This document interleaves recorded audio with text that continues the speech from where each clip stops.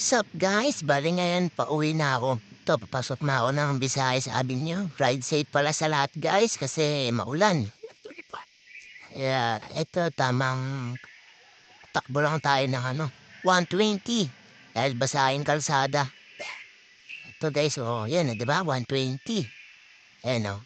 Kalmado lang dapat ang pagpapatakbo. Susundan nyo lang yung nasa inyong unahan. Siyempre, dahan-dahan lang. Ito, katulad nito guys. So, itong mag-angkas na to. Kasi delikado yung position nila eh. Uy, mas delikado to guys. Ito yung iingatan natin guys. Yan o, yung matatakpan yung brake light natin. Kung magsusot kayo ng kapote, siguro din ninyong hindi matatakpan yung brake light nyo guys. Pati yung signal light. Kasi sobrang delikado niyan, lalo na kung ikaw yung nasa likuran ng taong na yun, no? Kamote naman yun, guys. Huwag na huwag yung gagayahin yung guys, ha?